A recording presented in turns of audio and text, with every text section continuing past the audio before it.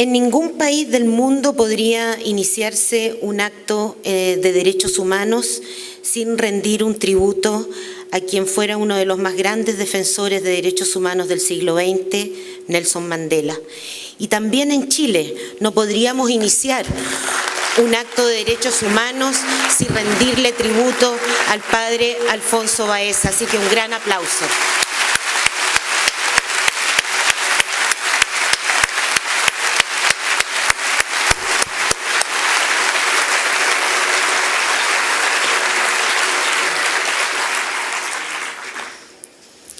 Autoridades de Estado, representantes diplomáticos y de organizaciones internacionales, representantes de organizaciones de la sociedad civil, buenos días a todos y a todas. Este año se cumplen 3 años desde que se creara, por ley, el Instituto Nacional de Derechos Humanos. Hemos cumplido nuestra primera etapa de instalación y funcionamiento en un contexto complejo de ciclos que parecen haberse agotado y que nos convocan a una reflexión profunda, a nuevos acuerdos políticos, sociales y económicos en torno a un proyecto común, la democracia y la plena garantía y respeto de los derechos humanos como base de la misma. Esta reflexión quizás se haya potenciado por otro hecho relevante, como es la conmemoración de los 40 años del golpe de Estado.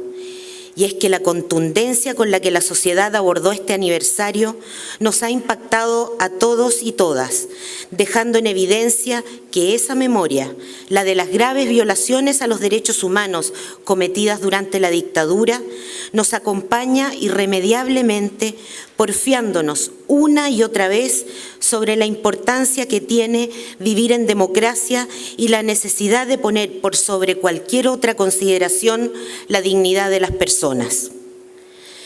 Los defensores y defensoras de derechos humanos lo hemos dicho siempre, entonces y ahora, en Chile o en cualquier otro país, nada justifica un golpe de Estado. Y nada, absolutamente nada, justifica las violaciones sistemáticas e institucionalizadas a los derechos humanos. Es sobre este consenso que descansa la democracia chilena de las últimas 2 décadas y necesariamente el consenso que inaugura este nuevo tiempo. La historia de la democracia chilena no ha sido una historia lineal de progresos y avances, ha sido una historia de avances y retrocesos, de lucha permanente por su ampliación y por su reconstrucción cuando la hemos perdido. Es la historia de la última mitad del siglo XX a nivel mundial y es también la historia de los derechos humanos iniciada formalmente con la Declaración Universal de los Derechos Humanos. A pesar del vínculo indisoluble entre democracia y derechos humanos, a pesar del creciente reconocimiento y desarrollo de los derechos humanos a nivel internacional, hoy pareciera que los procesos democratizadores no han logrado cambiar sustancialmente la vida cotidiana de las personas, o al menos no parecen del todo eficaces para impedir las desigualdades, cuando no la pobreza y la discriminación de amplios sectores de la población. Hoy existe una profunda insatisfacción ciudadana con la democracia, la que parece a ratos divorciarse de su finalidad última, que es la dignidad y desarrollo de las personas. Es verdad que no es solo un síntoma chileno, lo es en la región y en el mundo entero. Los lazos entre democracia y desarrollo humano, entre democracia, igualdad y libertad, pueden ser muy sólidos, pero no son automáticos. En todas partes estos lazos deben ser reforzados y reactualizados a la luz de los nuevos desafíos.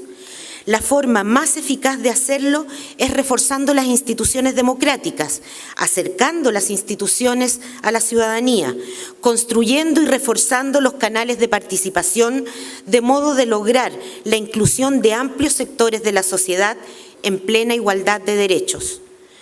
La institucionalización de toda sociedad es una realidad histórica constitutiva de la experiencia humana. Sin embargo, la mera existencia de instituciones no asegura la realización del ideal democrático. La democracia requiere que estas instituciones sean justas y que contribuyan a afirmar la voluntad democrática, pues la sola virtud de los y las ciudadanas y de sus gobernantes no puede impedir el privilegio, el abuso de unos sobre otros, menos aún la impunidad. Es en este marco que cobran relevancia las instituciones públicas de promoción y defensa de los derechos humanos, que constituyen una suerte de seguro del derrotero democrático y del valor intrínseco de las personas en tanto fines de la acción pública. En el caso de Chile, es esa experiencia a nivel mundial la que, junto a lo vivido hace 40 años y durante 17 años, se plasmó en la voluntad política y social de crear una institución como la nuestra. Este año cumplimos 3 años desde el nacimiento del Instituto Nacional de Derechos Humanos, un organismo de Estado autónomo, independiente y pluralista. Desde nuestra creación y cumpliendo con el mandato de la ley que nos creó, nos propusimos avanzar aceleradamente en nuestra instalación y validación ante el país.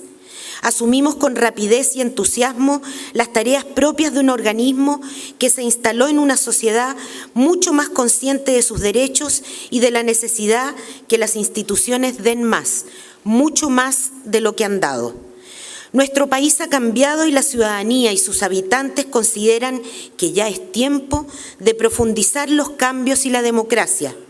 Lo que ayer constituía un avance, hoy es considerado insuficiente y tenemos que ser capaces de dar respuestas que amplíen y refuercen la vigencia de los derechos humanos en su integralidad. En estos 3 años, el Instituto se ha arraigado materialmente en el centro de la capital, ha consolidado sus equipos de trabajo y quizás, lo más importante, ha logrado instalarse como un interlocutor válido. Existe ya no solo para los actores institucionales, sino que también para amplios sectores de nuestra sociedad, a quienes hemos representado frente a la opinión pública y frente a las instituciones cuando sus derechos han sido vulnerados. Hemos avanzado siempre mirando hacia nuestro pasado reciente y sin olvidar que nuestro compromiso es el de construir hoy un futuro de pleno respeto y garantía de los derechos humanos. Se lo hemos dicho y reiterado a las autoridades. Aún tenemos deudas con las víctimas de la dictadura. Se requiere una instancia permanente de calificación de víctimas, además de la asesoría legal y social pública para los y las sobrevivientes de la tortura. Se hace indispensable también contar con una instancia gubernamental en materia de derechos humanos. Chile debe avanzar en la creación de un verdadero sistema de promoción y protección de los derechos humanos y por eso apoyamos desde el comienzo al Gobierno en la creación de una subsecretaría de Derechos Humanos al alero del Ministerio de Justicia para que se haga cargo de lo que está pendiente y también de los desafíos que tenemos como sociedad en el pleno goce y ejercicio de estos derechos. Porque conocemos como país la violencia institucional, es que exigimos que el Estado erradique la práctica de la tortura y los tratos crueles, inhumanos o degradantes, y que asegure hoy el respeto y la protección a todos y todas las personas que se encuentren bajo su custodia. No estoy diciendo que la tortura en la actualidad es la misma que se vivió en el pasado, puesto que no estamos viviendo la misma situación, ni tiene la misma amplitud y frecuencia que se vivió entre 1973 y hasta 1990, pero existe.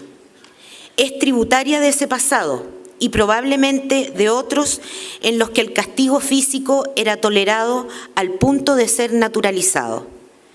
40 años después del golpe, es una obligación como país que ningún ser humano bajo la custodia del Estado sea torturado, sea porque se encuentra internado en un psiquiátrico, porque está cumpliendo una condena, porque se encuentra en un establecimiento de larga estadía, como es el caso de las personas de la tercera edad, detenido en un bus de carabineros o en sus dependencias, o porque se quiere obtener información para una investigación judicial. La tortura no puede justificarse bajo ninguna circunstancia. Es políticamente ineficaz, legalmente condenable y moralmente inaceptable.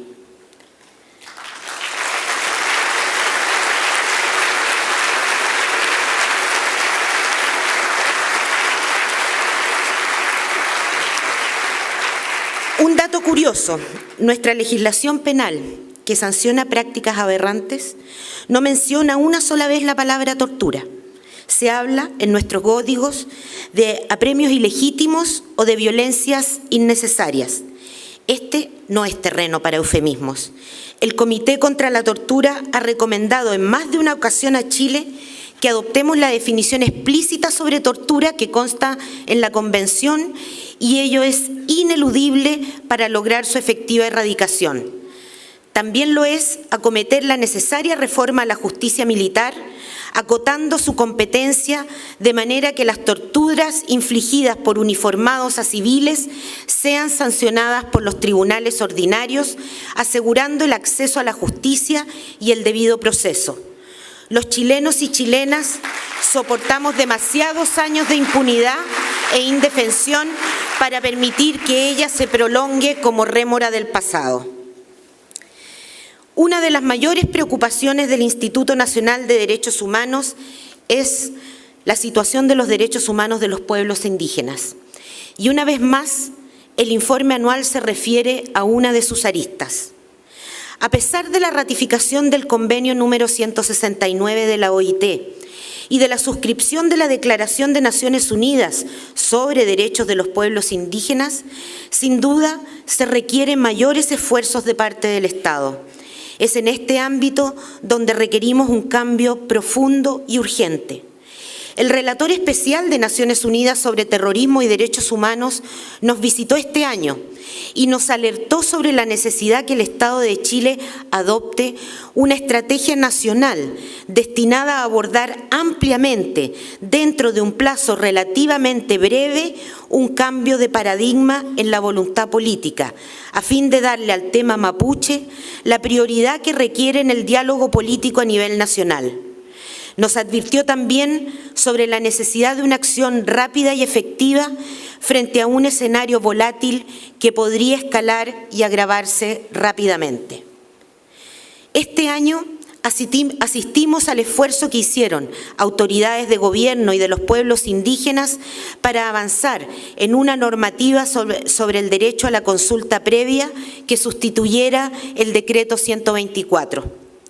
Nos preocupa que dicho proceso no haya sido lo suficientemente representativo y que haya culminado con importantes disensos. En ese sentido, esperamos que este sea un paso inicial en un camino que está lejos de agotarse y que debe emprenderse con decisión y apego a los criterios contenidos en el Convenio 169. Lo hemos dicho, se requiere una política de diálogo y de acuerdo con el pueblo mapuche, alejada definitivamente de las estrategias policiales que se han aplicado. En Chile, de acuerdo a la última encuesta sobre derechos humanos realizada por el Instituto y que se dará a conocer este miércoles, para el 75,5% de los chilenos, los pueblos indígenas viven una situación de injusticia y constituyen el grupo o colectivo más vulnerado en sus derechos. El Estado de Chile tuvo responsabilidad en la situación que hasta hoy se arrastra en el territorio mapuche. Los procesos de inmigración europea, promovidos por los gobiernos de mediados del siglo XIX, trajeron como consecuencia la instalación de familias de colonos en zonas habitadas por pueblos indígenas que asistieron a la progresiva ampliación de dicha ocupación a la que muchas veces han tratado de resistir. Hay entonces una doble responsabilidad del Estado, tanto respecto de quienes allí se encontraban desde tiempos remotos, como respecto de los que contaban con nuevos derechos sobre las tierras que el propio Estado les aseguraba. Esa doble responsabilidad se traduce hoy en la vulneración de los derechos de los pueblos indígenas sobre sus territorios ancestrales y en la incapacidad del Estado de defender a los descendientes de aquellos colonos que hoy son hostigados por habitar esos territorios. Las nuevas generaciones de los pueblos indígenas, marcadas por las luchas de sus padres y abuelos, hoy nos obligan a avanzar en el reconocimiento constitucional de su carácter de pueblos y también el carácter de Estado multicultural y plurinacional que somos. Hay que ampliar los ámbitos del debate sin miedo y explorar las múltiples posibilidades y grados de autonomía y autogobierno para dichos pueblos, las que no implican secesión o independencia del Estado, pero cumplen con un principio básico en derechos humanos, cual es que los pueblos deben poder decidir sobre sus destinos. La migración responde a necesidades complementarias. Por un lado, se trata de personas en búsqueda de nuevos destinos y por el otro, de mercados que pugnan constantemente por la expansión en busca de poblaciones que produzcan y consuman. A todo ello se suman los procesos globalizadores que promueven la diversidad cultural y en donde las fronteras físicas tradicionales cada vez tienen menos importancia. Un mundo donde el intercambio de bienes, ideas y personas es cada vez más intenso, lo que contribuye a la riqueza de las sociedades. Nos preocupa la situación de las personas migrantes en Chile. Hemos denunciado el tráfico de mano de obra extranjera y de aquel con fines de explotación sexual. También hemos alertado sobre estallidos xenófobos y racistas en el norte y la urgencia de ser mucho más proactivos como Estado para evitar que se consolide un clima de intolerancia frente a un fenómeno que nos acompañará por mucho tiempo. Las señales que se dan son a menudo tan importantes como el fondo de las medidas que se toman, por lo que llamamos a las autoridades actuales y futuras, especialmente en el norte del país, a no alentar ni reforzar los prejuicios sobre aquellos que por razones personales, políticas o económicas deciden migrar desde sus países origen a Chile. Valoramos la presentación por parte del Gobierno de un proyecto de ley sobre migración que pretende actualizar las caducas normas vigentes. Los Estados tienen derecho a regular el flujo migratorio, pero dicha regulación tiene un límite: los derechos humanos. Es posible mejorar el proyecto de manera de incorporar en él el conjunto de derechos de los que son titulares las personas migrantes y respecto de las cuales no cabe hacer distinciones entre quienes se encuentran en situación regular o irregular. La comunidad internacional ha establecido que incluso los migrantes indocumentados deben gozar de un mínimo de protección legal que requerimos ampliar por una razón obvia. Las personas están protegidas por su condición de tales y no por su nacionalidad. Y el ejercicio de esos derechos implica limitar la autonomía de los gobiernos en la materia y exigir de nosotros y nosotras mayor solidaridad, como la que tuvieron muchos países con nuestros compatriotas que tuvieron que salir de Chile durante la dictadura o en las crisis económicas. En el contexto de grandes flujos de capitales y flujos de personas, no podemos confiar esta situación a la simple lógica económica, en virtud de la cual los primeros gozan de todas las facilidades y las segundas son objeto de todo tipo de restricciones. En nuestro caso, la ausencia de una política migratoria actualizada y coherente, apegada a los compromisos internacionales, deja a los inmigrantes ya no solo en situación de vulnerabilidad de derechos, sino en peligro inminente de caer en manos del tráfico de personas, lo que ha motivado, en nuestro caso, la interposición de varias querellas ante los tribunales de justicia.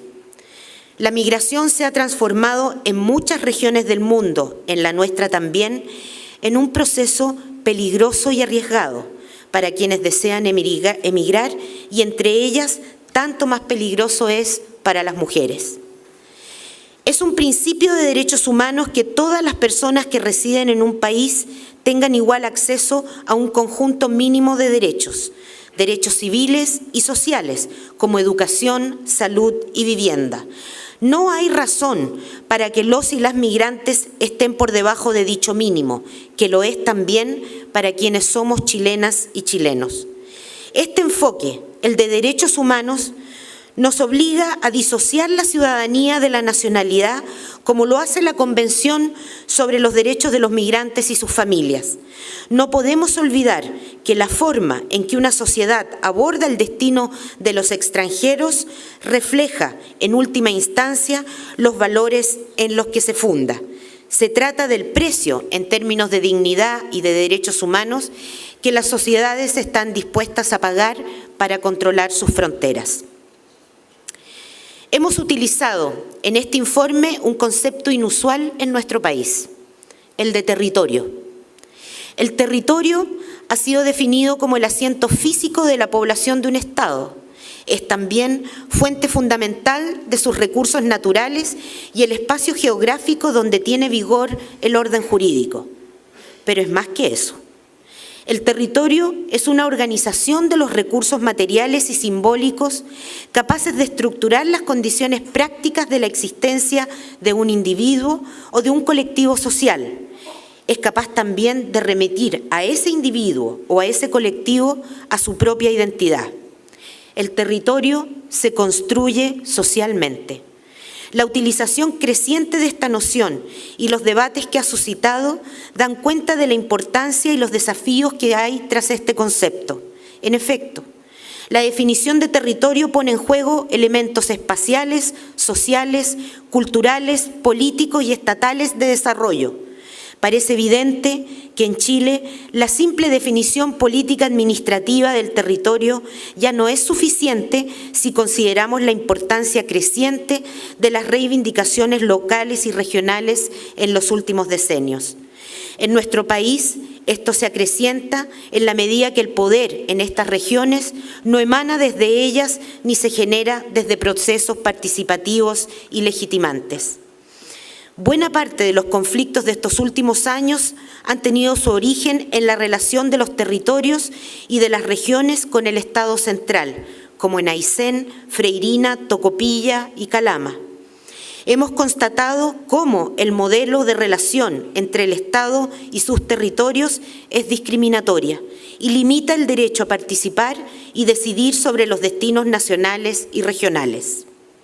Así, esta estructura centralista se ha constituido ya en un problema que afecta a los derechos humanos, en tanto discrimina a las regiones respecto del centro y discrimina a sus ciudadanos en favor de quienes viven en la capital. La accesibilidad en términos de salud y educación, la infraestructura adecuada para las necesidades de la población regional ha sido descuidada por parte del poder central.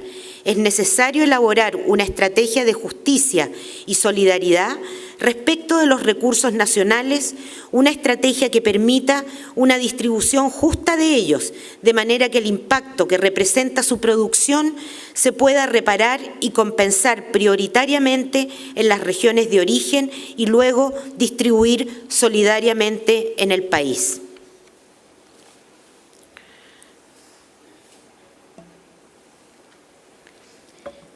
La forma democrática del Estado se distingue de cualquier otra por sus instituciones, por la forma en que la acción política se enfrenta, y las instituciones son, precisamente, maneras colectivas de proceder y de pensar. La crisis de representación que vive actualmente nuestra sociedad encuentra su expresión, en parte, en la brecha entre la forma de proceder y de pensar que existe entre nuestras instituciones y la ciudadanía. La ciudadanía parece dudar que la institucionalidad actual defina adecuadamente el bien común, el genuino interés de la comunidad que conformamos. Y es que la democracia es siempre un proceso inacabado que debe tener en cuenta las realidades cambiantes de una sociedad en evolución. Es en un contexto de perfeccionamiento permanente de la democracia que es posible realizar eficazmente el cumplimiento y goce de los derechos humanos. Los déficits democráticos y la fragilidad de las instituciones son, en general, los principales obstáculos para el ejercicio efectivo de los derechos de las personas. Un país, una sociedad, no puede ser considerada apta o no apta para más democracia. Ella debe madurar a través de la práctica democrática. La falta de confianza o el malestar con las instituciones democráticas puede constituir el escenario que precede a su decadencia, o por el contrario, la condición previa para su evolución. El desafío es hacer de ello una oportunidad para restaurar la solidez de las estructuras a través de instituciones justas y generadas democráticamente. Una institucionalidad sustancialmente democrática es eficazmente vinculante y garante de una convivencia pacífica, estable y segura entre sus ciudadanos, sus habitantes. Ello es particularmente cierto en el caso de las constituciones. Ellas han constituido desde siempre la síntesis en torno a la cual una comunidad erige sus reglas de convivencia. Son, como decía William Brennan, connotado miembro de la Corte Suprema norteamericana, una declaración sublime de dignidad. Y agrego, de acuerdo al Tribunal Constitucional colombiano, que reconoce y garantiza a todos vivir como se quiera, vivir bien y vivir sin humillaciones. El principio de la representación es básico en nuestra democracia. Sin embargo, no agota el derecho humano a participar en los asuntos públicos. Enfatizar la participación puede paliar en buena medida las deficiencias de nuestra democracia, porque una democracia participativa encuentra su fundamento allí donde la democracia representativa encuentra sus límites. La crisis de las estructuras institucionales y la desaparición de los grandes relatos fundadores, la desafección creciente del electorado, pero también la existencia de una sociedad civil exigente y alerta, así como la emergencia de nuevos movimientos sociales, prefiguran una ciudadanía que no se agota en el voto, que explora diversos métodos para manifestar su acuerdo o rechazo sobre los asuntos comunes.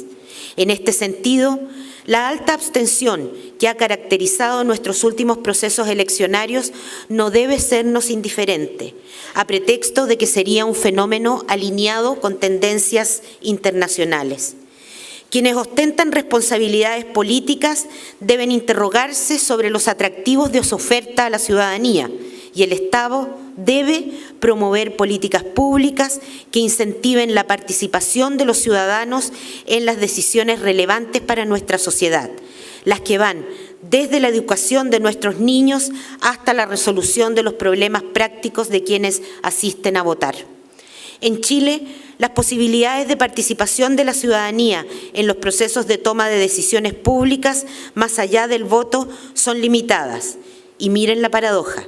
Ha sido la expresión ciudadana la que nos obliga a repensarnos como proyecto común y constatar que nuestra democracia política, incluso respecto del derecho a elegir y ser elegido, requiere cambios que habiliten igual posibilidades a todos los ciudadanos y ciudadanas. Este año constatamos que alrededor de entre 12.000 y 15.000 personas privadas de libertad, sea con pena aflictiva menor a 3 años, sea en prisión preventiva por delitos que no merecen dicha pena, no pudieron votar, a pesar de que la Constitución les garantiza dicho derecho. Del mismo modo, nos preocupan las condiciones para el ejercicio de la participación política autónoma e informada de las personas que viven con discapacidad. También en relación al derecho a ser elegidos o elegidas, y a pesar de un alza en la presencia de mujeres en espacios de representación política, aún estamos por debajo de la tasa media de participación en la región. Estos son ejemplos de situaciones que debilitan y contribuyen a deslegitimar nuestra democracia. Pero la democracia no solo tiene una dimensión política, tiene también una dimensión social. La democracia social está determinada por el impacto de la economía en tanto la distribución del capital participa estratificando, generando desigualdades sociales crecientes. La democracia debe integrar la noción de justicia como una condición crecientemente exigible. La existencia de derechos sociales está ligada, en general, a la exigencia de justicia, en tanto que estos derechos no consisten ni más ni menos que en corregir las disparidades sociales y económicas. Así parece haberlo entendido la inmensa mayoría de los ciudadanos y ciudadanas, que en la encuesta que realizamos este año sobre percepción y valoración de los derechos humanos en Chile, señala que los derechos económicos y sociales constituyen un gran déficit en derechos humanos y que es obligación del Estado garantizarlos. Estos derechos se inscriben en la tradición de luchas emancipadoras y se arraigan en valores fundamentales de dignidad humana y de solidaridad que encontramos en todas las tradiciones filosóficas y religiosas.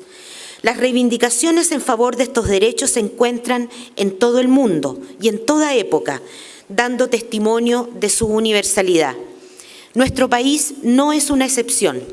Los chilenos y chilenas resienten claramente la falta de garantías y la discriminación en el acceso a la salud y a la educación, del mismo modo que respecto a los derechos laborales, el acceso a la vivienda de calidad y la seguridad social.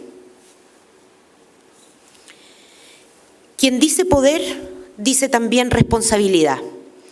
La ciudadanía no solamente tiene algo que decir sobre las decisiones oficiales, también exige transparencia, rendición de cuentas, y no solamente a los responsables públicos, también a las empresas, dada la creciente influencia que ejercen sobre la vida de las personas y de las comunidades. Este informe contiene un capítulo que pretende inscribir la actividad empresarial en el marco necesario de la promoción y respeto de los derechos humanos.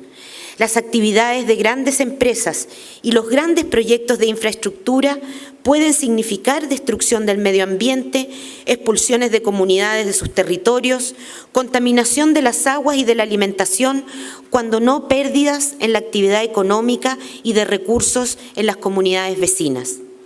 La garantía de los DESC, derechos económicos, sociales y culturales, por parte del Estado, debe ser una prioridad en nuestro país en esta etapa que empezamos a transitar. Apuntan a asegurar umbrales mínimos de bienestar que garantizan una base de dignidad para todos y todas. Desde nuestra creación ha estado presente el deber de promover la memoria. La ley nos ha fijado esa tarea. Nos hemos abocado a pensar cómo una institución como la nuestra debiera enfrentar esta responsabilidad. Muchos de los que estamos hoy acá somos parte de generaciones marcadas por ser testigos de los cambios radicales o los vuelcos históricos vividos por nuestra sociedad. Hemos sido convocados por nuestra historia y no hemos escapado al destino colectivo.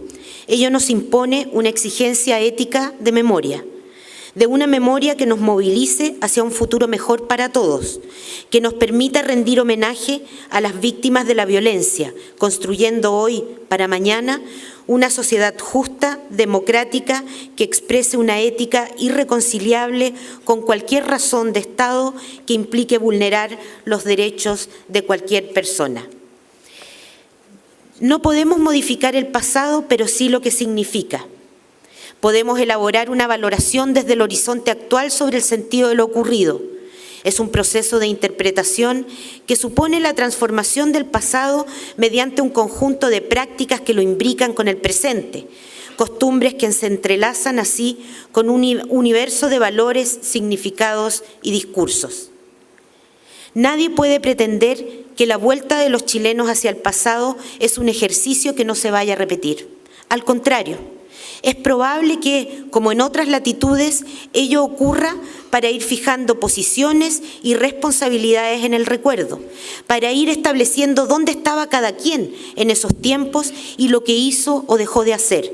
Es preciso entender que, lejos de reconstituir las divisiones de nuestro pasado, la memoria y su ejercicio permanente es un fundamento insoslayable en la construcción de una comunidad cohesionada que encare el futuro desde una mirada sobre el ayer que tenga en común la firme voluntad de no repetición.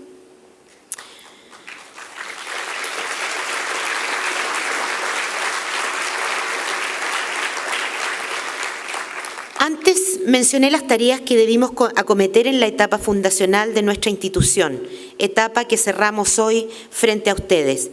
Quiero hoy agradecer a los miembros del primer consejo con quienes levantamos esta institución, ese consejo que acompañó la instalación y que contribuyó a ello construyendo consensos que fueron relevantes en esa primera etapa y que no están ajenos a su éxito. Estamos orgullosos y orgullosas, todos y todas los que hacemos parte del INDH, por haber encarado con éxito esta primera etapa. La evidencia demuestra, y lo verán en el informe, que el nivel de conocimiento y valoración del INDH es alto y que nuestra capacidad de gestión ha estado a la altura de los desafíos. Sin embargo, estos resultados, más que el final de algo, constituyen el verdadero inicio de todo. Los mismos indicadores que hablan sobre nuestro creciente nivel de conocimiento y relevancia dan cuenta de que ello ocurre principalmente en los sectores ilustrados de nuestra sociedad, entre aquellos que acceden a diversas fuentes de información y entre comunidades que, en situación de conflicto, han podido apreciar nuestra labor. Es por ello que a la ineludible tarea de ampliar la mirada sobre los derechos humanos, promoviendo el respeto y reconocimiento en su más amplia gama, deberá sumarse aquella igualmente crucial de lograr que este conocimiento y valoración de los derechos que tenemos abarque a todos los sectores de nuestra sociedad. Es evidente que los más desamparados, los que menos acceso tienen a la información, quienes miran desde abajo a las instituciones y a las autoridades, son quienes más expuestos están a la vulneración de sus derechos. Estar con ellos y mirar el mundo desde ellos es el desafío que se abre en esta nueva etapa de nuestra vida institucional. A ello están convocados los nuevos consejeros a quienes damos hoy la bienvenida frente a ustedes y a quienes agradezco la confianza que depositaron en mí para dirigir el instituto en este segundo periodo.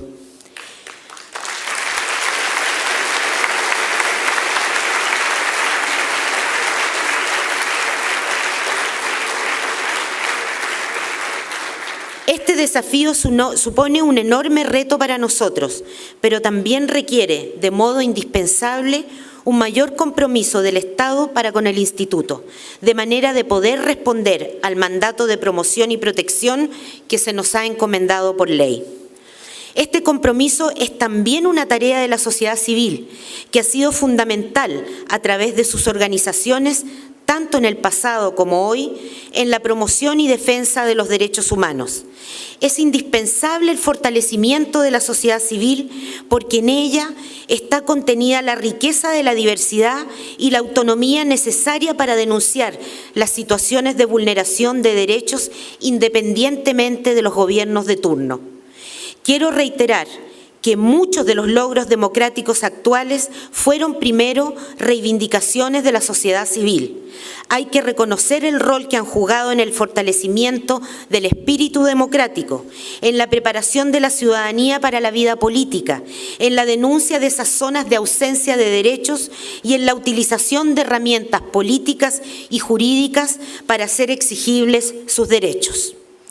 Ese es el camino que los invitamos a recorrer en conjunto, enfrentar la enorme tarea de estar allí, donde cualquier persona que habita nuestro territorio vea amenazada su dignidad y vulnerados sus derechos, promoviendo entre todos y todas el conocimiento y el ejercicio de los derechos humanos como un fundamento esencial para la construcción de una sociedad más justa, más digna y donde todos y todas vivamos mejor. Muchas gracias.